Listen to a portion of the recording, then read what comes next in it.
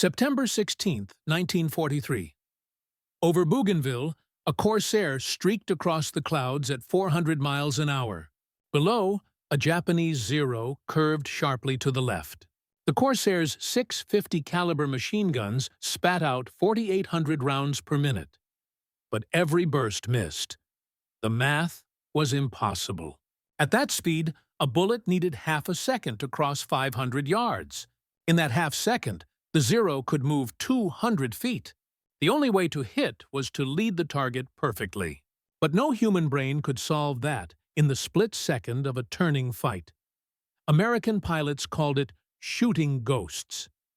Even ace trainers admitted that under combat stress, deflection shots, those fired ahead of a moving target, were more luck than calculation. Gunnery tests showed that fewer than 1 in 5 bursts ever connected. Then, engineers at the Naval Research Laboratory presented something that sounded like science fiction, a gunsight that could think.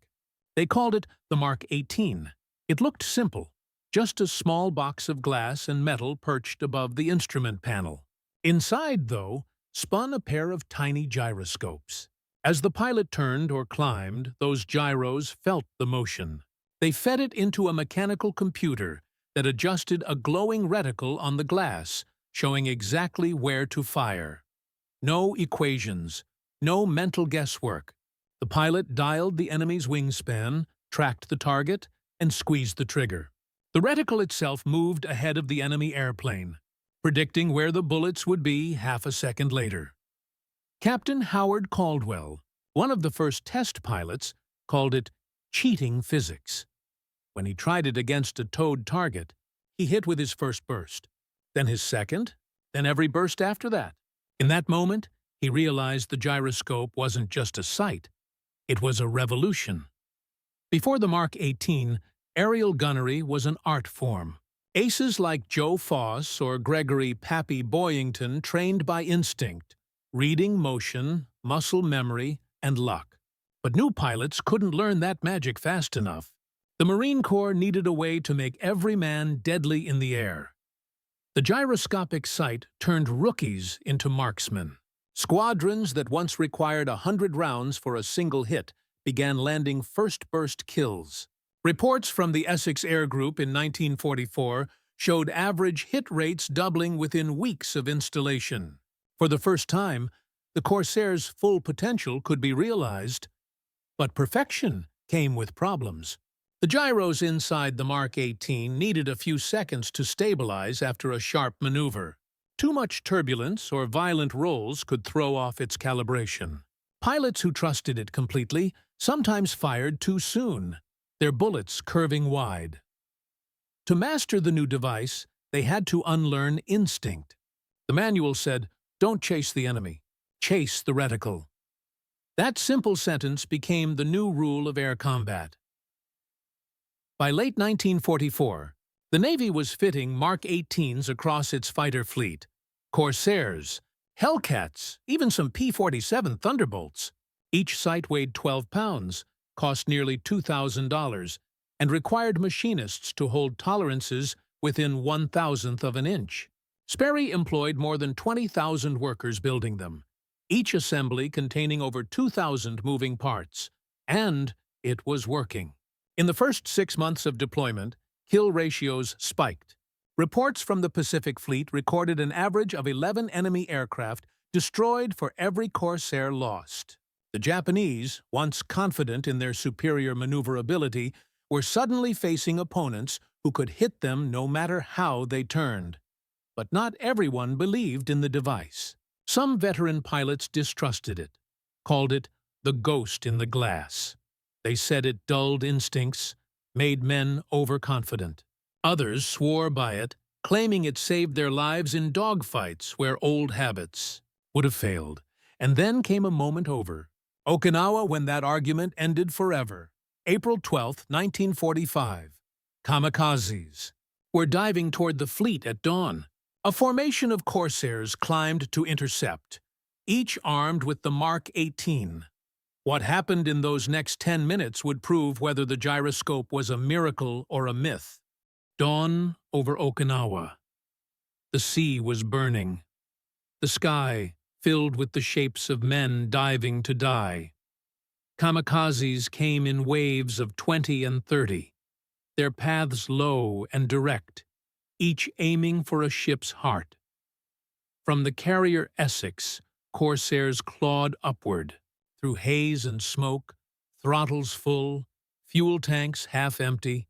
In each cockpit, the same strange device glowed, its orange circle alive, pulsing faintly with motion. The Mark 18, Captain Donald Owens led the first flight. He'd been briefed on the new site only weeks earlier. No equations, no guesswork, they told him. Track the target, squeeze, trust the gyros. He lined up on the first dive bomber and let the circle float just ahead of its nose. He fired for less than a second. 48 rounds. All hit. The plane disintegrated before it reached the clouds. Pilots began reporting the same thing across the formation. First burst kills. What had once required long bursts and frantic corrections now took a heartbeat. Even in the chaos of war, they could sense it. Something fundamental had shifted. Back aboard the Essex, the gunnery officers did the math. In the previous campaign, it had taken an average of 1,500 rounds to bring down a single target. Over Okinawa, with the Mark 18, that number dropped below 500. Combat film showed a consistency no human aim could explain. Japanese intelligence analysts noticed too.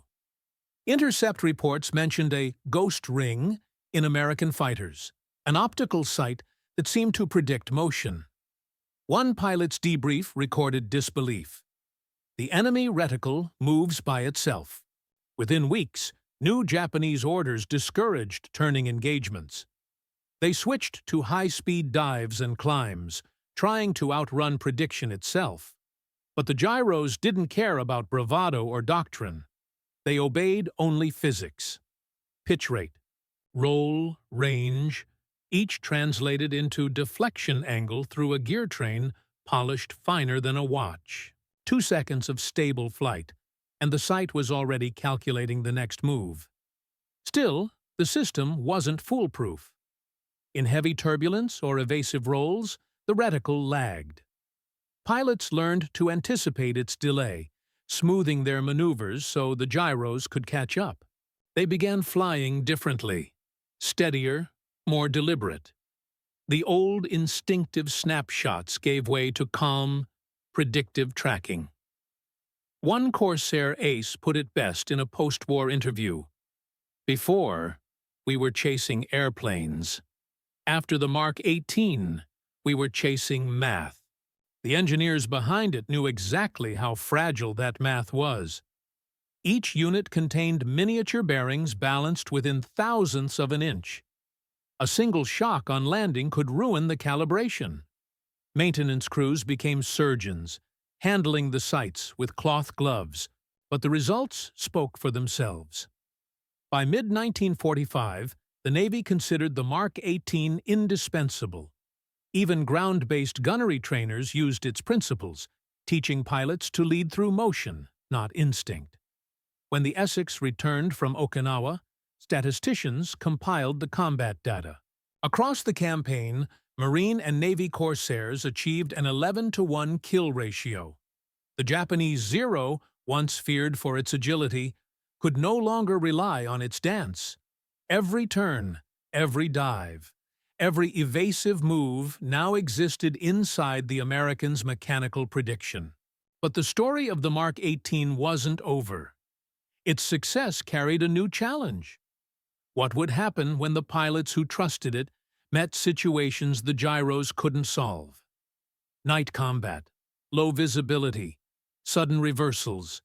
Those moments still belonged to instinct. The Navy wanted an answer. In late summer 1945, engineers tested a new version, the Mark 22, faster, lighter, and able to predict even tighter turns. But the war was ending, and the skies over Japan were already quieting.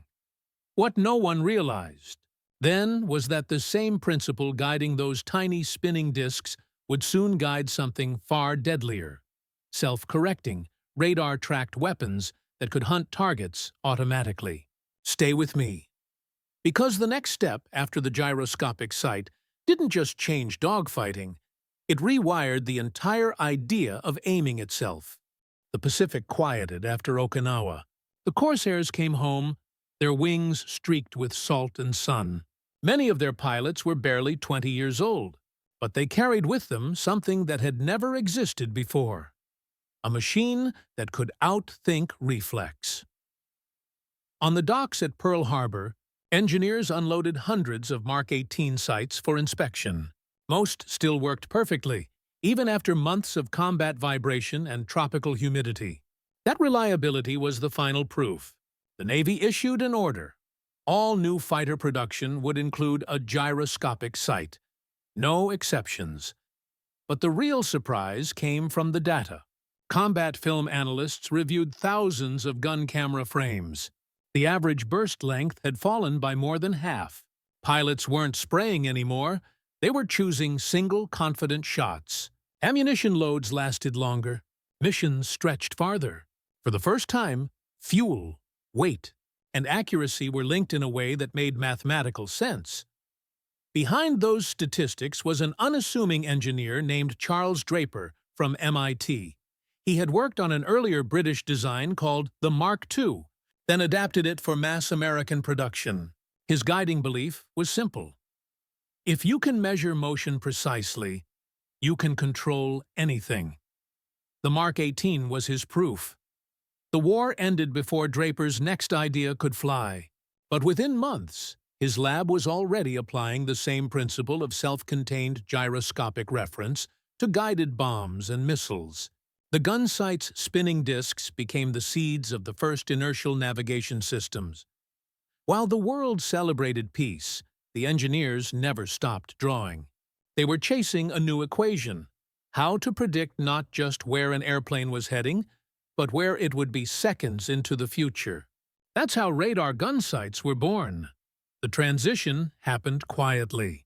In 1946, test pilots at Patuxent River flew experimental Corsairs equipped with radar-assisted versions of the Mark 18. These combined the gyroscopic predictor with a range signal that updated automatically. The result was astonishing. Pilots could fire through cloud. Even at night, a new term appeared in reports: blind interception.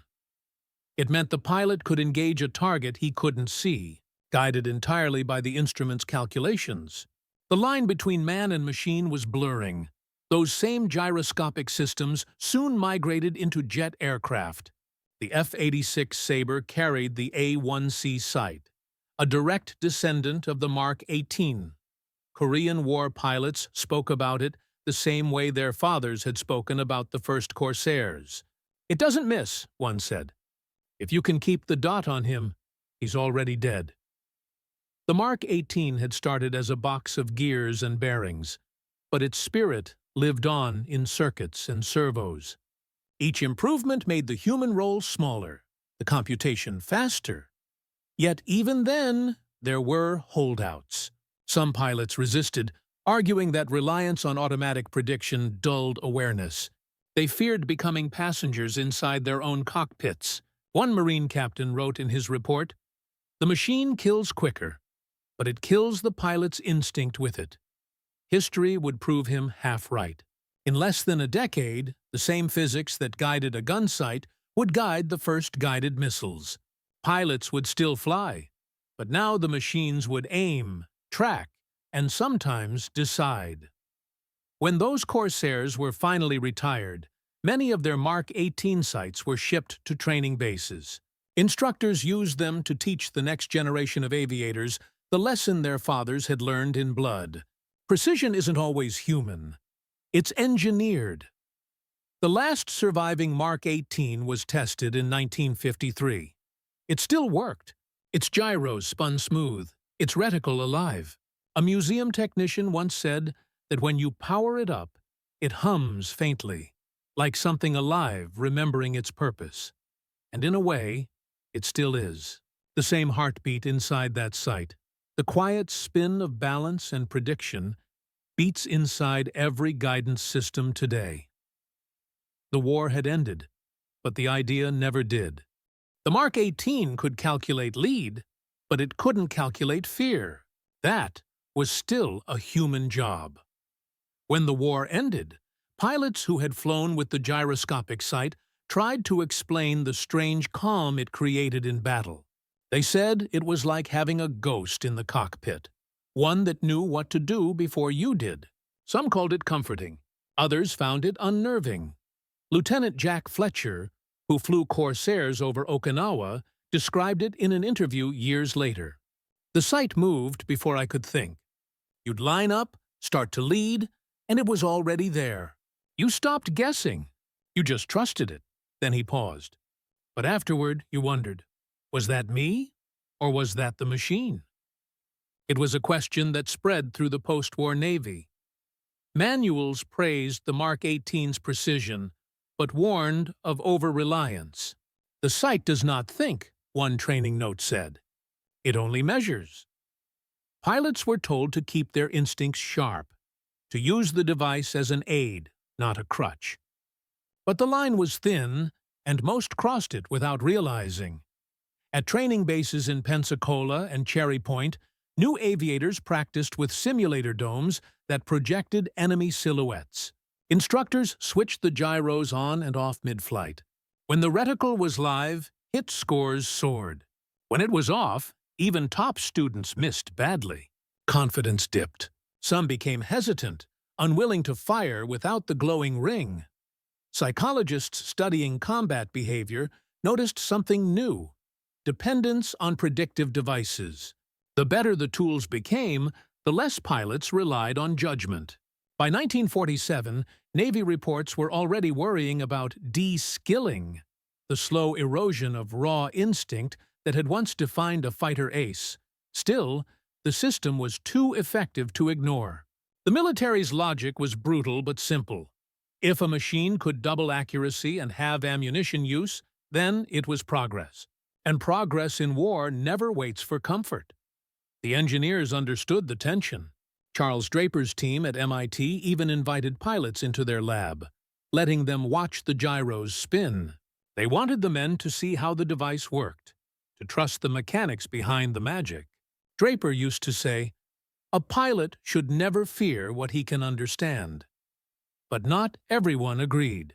Some veterans from the Pacific still argued that real mastery came from feel. "You can't put instinct in a box," one said, "and that box can't see your enemy's eyes." Yet the shift was unstoppable. Technology kept erasing the gap between pilot and prediction.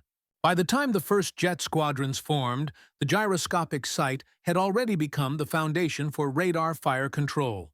It was no longer just a helper. It was part of the airplane's nervous system. That merger changed more than tactics. It changed psychology. Pilots began to describe themselves not as hunters, but as operators, interpreters of information.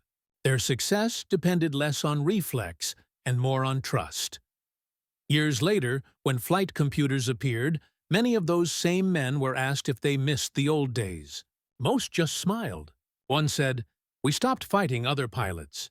We started fighting time and distance." The Mark 18 had taught them that victory belonged not to the fastest trigger, but to the one who understood prediction. It had given them power and taken something away. And for some, the trade never felt equal, because once you learn that a machine can see the future better than you can, you start to wonder what it will see next. By late 1944, Japanese pilots knew something had changed. They could feel it in the air, literally. Dogfights that once unfolded in long, graceful turns now ended in seconds. Allied bursts that used to spray wide were landing dead center. Pilots returning from missions spoke of American guns that seemed to bend toward their targets. They called it the Circle of Death. On Rabaul, a senior Zero pilot named Lieutenant Shigeru Mikami tried to describe it to his commander. "Their sight moves before they fire," he said. "It leads even when they do not." The officer dismissed it as nerves, But Mikami had seen the film recovered from downed aircraft. Tiny boxes mounted on Corsair dashboards, symbols glowing inside the glass. Machines that could aim. In Tokyo, engineers from the Imperial Navy Technical Department began urgent analysis. Captured fragments of the Mark 18, recovered from wrecks near Formosa, confirmed their fears. Inside the casing was a compact gyroscopic assembly, balanced on precision bearings smaller than a coin. It used the same principles as their own torpedo stabilizers, but faster, lighter, and made to survive the vibration of flight. They tried to copy it. The Japanese prototype sight, nicknamed the Type 4 Predictor, reached testing in early 1945. It worked, but not well. The Empire lacked the fine machining tools and optical glass needed to replicate the precision. The bearings wobbled. The reticle drifted. In a country now running out of tungsten, even tiny errors became fatal. For the pilots, those limitations meant one thing: they had to return to instinct. Training emphasized close-range attacks, head-on passes, and high closing speeds to minimize the Americans' lead advantage. A doctrine shift swept through fighter units: avoid turning fights, strike once, and disappear. It was a desperate adjustment. The old romance of the dogfight was over. The new war was mechanical, statistical, merciless. In the last months of the war, Japanese engineers made one last attempt to level the field. They designed the Tachikawa Gyro sight, a simplified version with fewer moving parts. Only a handful were ever built. The factories that could have produced it were already in ruins from B-29 raids. Meanwhile, the Americans kept refining their advantage. Corsairs and Hellcats equipped with Mark 18 sights were now hunting bombers, kamikazes, even fast-moving sea targets. The gyros had given them something new: confidence to fire at impossible angles. One pilot wrote, "You didn't fight the enemy anymore. You fought the math, and the math always won." When the war ended, Japanese officers studied Allied technology with quiet awe. In one report from Yokosuka, a Navy engineer noted, "The enemy has replaced intuition with machinery. The pilot's judgment is no longer the decisive factor. His instruments are." That sentence would echo in post-war Japan. The country's future aircraft industry, Mitsubishi, Kawasaki, Nakajima's successors, absorbed that lesson completely. The next generation of Japanese engineers vowed never to fall behind in instrumentation again. But for the men who flew the last missions, the memory of that glowing American reticle never left them. Many described it in the same way: an orange ring that stayed calm even when everything else was chaos. 1-0 pilot, decades later, put it simply: "We fought their pilots, but what defeated us was their engineers." And in a quiet irony, that engineer's victory would soon fuel peace. Because the same technology that guided bullets would later guide something very different: the first Japanese airliners of the post-war boom.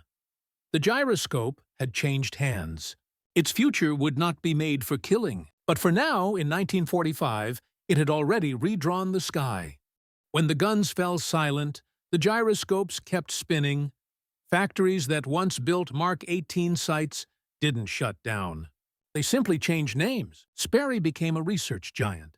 MIT's instrumentation lab, where Charles Draper had perfected those tiny spinning discs, was already planning their next act. The question was no longer how to make a pilot hit a target, but how to make an aircraft know where it was in space. The answer came from the same heartbeat that once predicted flight paths in combat: inertia. If a gyroscope could measure angular motion for a gun sight, then several could measure a plane's movement through 3 dimensions. Draper realized it first. "A gun sight predicts a bullet," he told his team. "Why not predict the airplane itself?" By 1949, his lab had created a prototype inertial platform. 3 gyros, 3 accelerometers, a small mechanical computer, and suddenly, an aircraft could navigate without radio, compass, or stars. The same principle that turned Corsair pilots into snipers was now turning machines into their own navigators. The Navy saw potential far beyond flight. Submarines, missiles, and rockets all needed a way to know their position without external help. The Cold War was taking shape, and secrecy was everything. Radio signals could be jammed. Stars could be hidden. But a gyroscope never needed permission to spin. Meanwhile, Charles Draper's former colleagues at Sperry were adapting Mark 18 components into missile guidance packages. The resemblance was uncanny. Where a Corsair pilot had once tracked an enemy plane, a missile would now track its target automatically. The gear trains and precision bearings looked almost identical, only the purpose had changed. In government reports from the early 1950s, the Mark 18 is mentioned by name, not as a relic, but as a stepping stone. Engineers credited it with proving that small, self-contained instruments could handle violent motion without losing accuracy. That single proof unlocked the door to a new generation of guided weapons. At White Sands, early cruise missile tests used modified gyros that could keep a course within 1 degree of error over 100 miles. The engineers joked that they'd simply taught the Mark 18 to fly alone. Draper's lab wasn't joking. They called their creation Project Inertial. By 1953, they had something that worked. A system that could guide a bomber across continents without ever seeing the ground. It was mechanical, not electronic, spinning discs and cogs humming like a living thing. The first time it worked, one engineer said it sounded like a heart beating under steel. And then came the next leap: spaceflight. The same physics that kept a sight steady in a Corsair now kept rockets stable in orbit. Draper's lab, rebranded as the MIT Instrumentation Laboratory, would later design the guidance systems for the Apollo missions. The line from Bougainville to the moon ran straight through those spinning gyros. In every one of them lived the same principle: measure motion precisely, predict the future. But with prediction came dependence. Pilots, sailors, and astronauts now trusted instruments more than instinct. Just as Corsair pilots once learned to follow the reticle, Cold War crews learned to follow the gyros. The technology had grown, but the trust it demanded was the same. The Mark 18 had taught the world that precision was power. The Cold War turned that lesson into doctrine. What began as a glowing ring in a fighter cockpit had become the invisible compass of the modern world. And in that transformation lay a quiet paradox. The better humans became at predicting motion, the less they remained in control of it. Winter 1951. Over the Yalu River, two worlds met head-on. On one side, the F-86 Sabre, the smooth silver arrow of American jet power. On the other, the MiG-15, angular, brutal, Soviet red. The men inside both had the same problem that had haunted every pilot since the Great War: how to fire where the enemy will be, not where he is. The Americans brought with them a direct descendant of the Mark 18, the A1C computing gun sight. It used gyroscopes and radar to calculate range automatically. The reticle no longer waited for the pilot's guess. It knew the distance, the angle, the bullet speed, and it told the man exactly where to aim. Lieutenant James Jabara, one of the first jet aces, described it simply: you line up, pull the pipper, and if it stays red, he's gone. The numbers proved him right. In the first 6 months of combat, Sabres claimed a kill ratio approaching 10-1. For a time, it seemed the Mark 18's legacy had made pilots invincible. But the Soviets were learning fast. Their MiG-15s were faster above 30,000 feet and could outclimb anything the Americans sent up. Worse, they were now fitting their own radar-assisted sights, the ASP-3 series, modeled after captured Allied equipment from the war. The race to predict the future had two contestants now, and both carried the same weaponized mathematics. The dogfights became duels of anticipation. Each pilot trusted a glowing dot that moved ahead of his target, both guided by spinning discs hidden behind the panel. It was almost poetic. Two men, two machines, each seeing half a second into the other's future. Still, the human element refused to disappear. The Sabre pilots learned to work with their sights, not surrender to them. They would break the lock, bait the MiG, then roll back into position when the reticle steadied. It was a dance of man and mechanism, and at its heart was still instinct, the same spark that had driven Corsair pilots over the Pacific. Soviet advisors later admitted how unnerving it was. The Americans fired shorter bursts, cleaner, almost surgical. Their ammunition use was half of what the MiGs spent in a fight. To the Russians, it looked less like combat and more like execution. But even the perfect sight couldn't solve everything. The A1C struggled in high-G maneuvers. Its gyros needed a moment to catch up after sudden rolls. Veterans learned to feel the lag, those fractions of a second when the reticle froze, and corrected by muscle memory. The best pilots didn't fight against the delay. They anticipated it, folding the machine's rhythm into their own reflexes. By the end of the Korean War, technology and instinct had merged completely. The average pilot wasn't an artist anymore. He was a system operator, balancing human intuition with mechanical prediction. Kill ratios told one story. Cockpit voices told another. Some pilots loved the certainty. Others missed the chaos.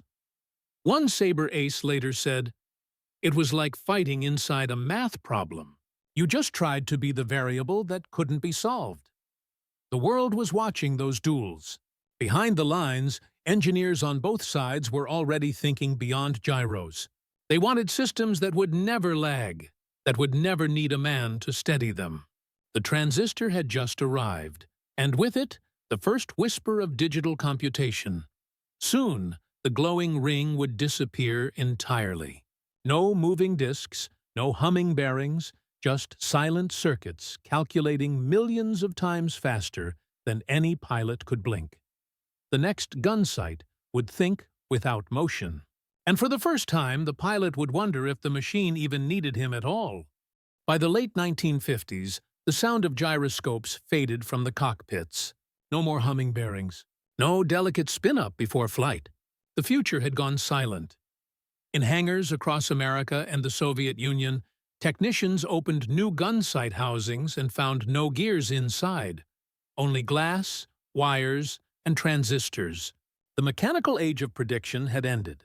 The electronic one had begun. The leap came from a single invention: the solid-state amplifier. With it, radar range data could be processed instantly. The reticle no longer floated on gimbals or depended on spinning discs. It was painted directly onto the pilot's reflector glass by an electronic signal. The result was unnervingly precise. The first to fly it was the F-100 Super Sabre, armed with the A4 radar sight. Test pilots reported that it felt less like aiming and more like pointing a finger. The system calculated everything: angle, closure rate, bullet time, even wind drift. The human role was shrinking to a trigger squeeze. In the Soviet Union, the MiG-19 and MiG-21 introduced similar systems, guided by radar pulses bouncing between aircraft. Pilots didn't even need to see their enemies anymore. The machine did the seeing. Combat range extended from a few hundred yards to miles. The air war that had once demanded nerve and instinct was turning into mathematics, executed at supersonic speed. Some veterans felt uneasy. They remembered the smell of gunpowder, the vibration through the seat, the reticle dancing in front of them. Now everything happened through signals.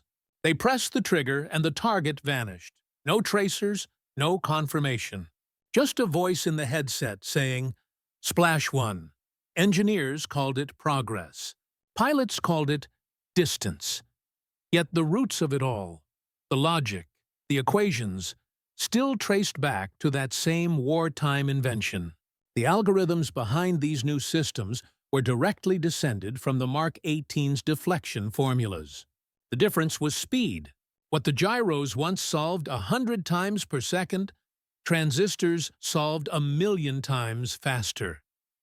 But something strange happened when prediction became too perfect. Combat reports from the early missile era showed a paradox.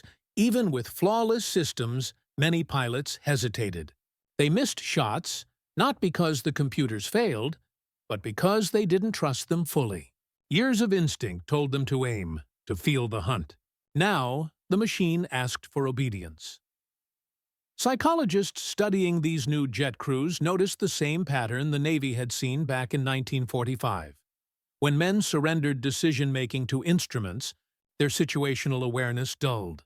The better the computer, the worse the pilot became. So the military tried to find a balance. Training shifted to a new concept called human in the loop. Machines could predict, but a human still had to approve the shot. It was a fragile compromise, a handshake between instinct and algorithm.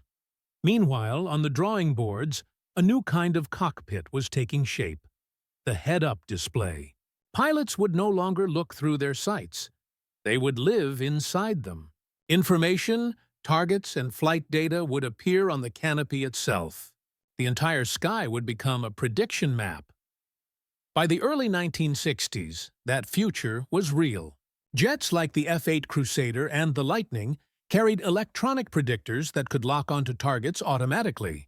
The glowing ring of the old Mark 18 was gone, but its ghost remained, a floating symbol of where to fire, where to look, where to trust. The age of gyroscopes had ended, but its idea, turning motion into foresight, had infected every corner of modern warfare. From radar scopes to missile guidance, from autopilots to spacecraft, all of it began with that same principle born in a Corsair cockpit. Measure precisely. Act ahead of time. And yet, for the men flying those new machines, a quiet doubt remained. If everything could be predicted, then what was left for them to do? July 16, 1969. The sky over Florida trembled. Inside the Saturn V rocket sat a small humming box no bigger than a lunch pail.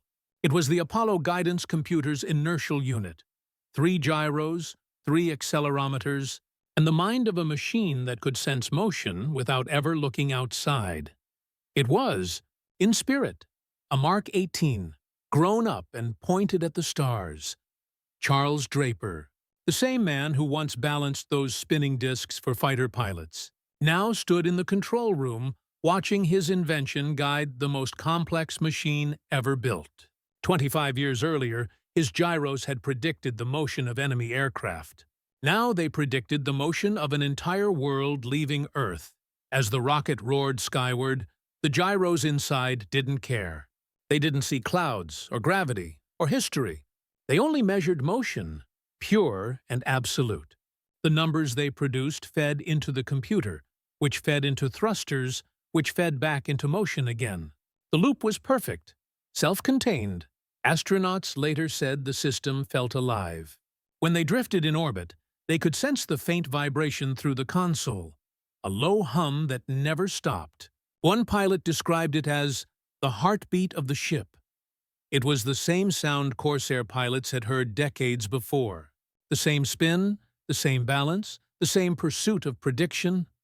The leap from warplane to spacecraft seemed enormous, but the principle hadn't changed. Predict the future accurately enough, and you don't need to see it. You can fly it. The irony wasn't lost on Draper. In interviews, he admitted that the Gyroscopic Gunsight had taught him the essential truth of space navigation, that every action had to anticipate where motion would carry you next. He once said, "The only difference between a bullet and a rocket is time." The engineers at NASA built their navigation system directly on his inertial equations. When Apollo 11 crossed the void to the moon, it did so by trusting the same physics that once put bullets into Zero fighters. The gyroscopes guided them every mile. When the astronauts lost contact with Earth on the far side of the moon, those tiny spinning wheels were the only things keeping them oriented in blackness. For 12 minutes, humanity was alone, floating on the precision of a machine invented for war. When they landed, the entire control room erupted. Draper didn't cheer. He just nodded. Someone nearby heard him say quietly, "The gyros did it." The moment was more than symbolic. It closed a circle that began in the Pacific. The same technology that once made men more efficient killers had now made them explorers. The same numbers that once led bullets into wings had led humanity into orbit. But it also marked a threshold.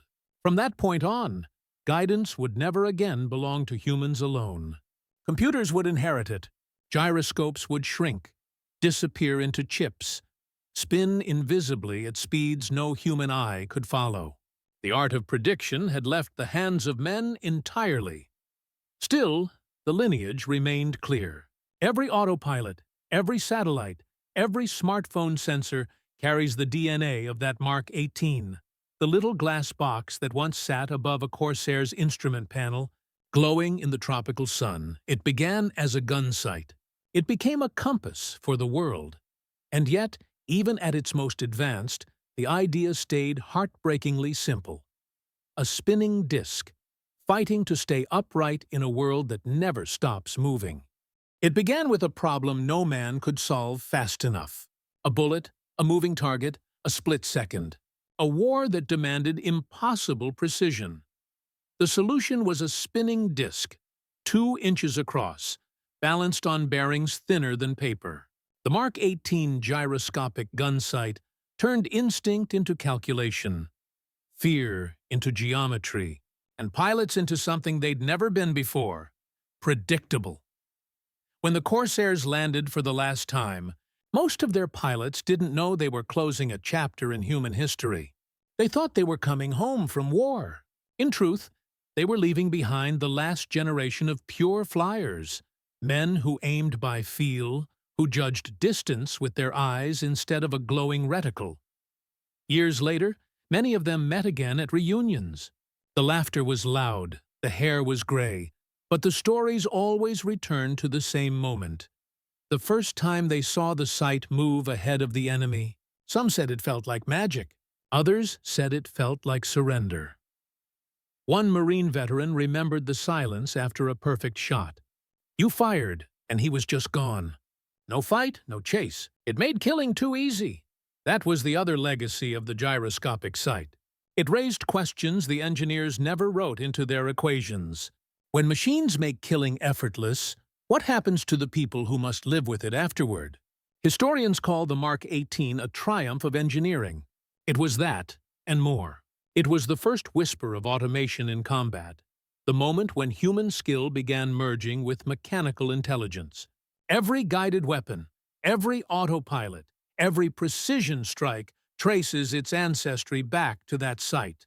But every moral hesitation does too. Charles Draper lived long enough to see computers replace his gyros. In his later years, he spoke rarely about the war. When asked what he thought of the Mark 18, he said, "It showed what people can do when they stop guessing." But guessing was what made us human. In museums today, a few of those sights still rest behind glass. Their reticles no longer glow. But if you tilt them just right, you can see the faint shimmer where the mirror once danced. You can almost imagine the pilot's reflection there. A young face squinting through smoke and sunlight, trusting a circle of light to decide between life and death. That small device carried the weight of an era. It turned chaos into numbers, and numbers into victory. But it also marked the beginning of something we are still trying to understand. A world where precision replaces perception, and prediction replaces choice. The Mark 18 didn't just aim guns. It aimed humanity toward a future where machines would think faster than we could, where flight would no longer need a hand on the stick, and where the line between calculation and conscience would grow thin. And yet, in its quiet way, it left us a message. The gyroscope never stops spinning. It fights drift, it resists gravity, it seeks balance. That's all it does. Maybe that's what those pilots were really doing all along. Fighting drift, resisting chaos, searching for balance in a world moving too fast to follow. The war ended, The machines evolved, and the gyros kept spinning. Still humming, still measuring, still asking the same question in silence.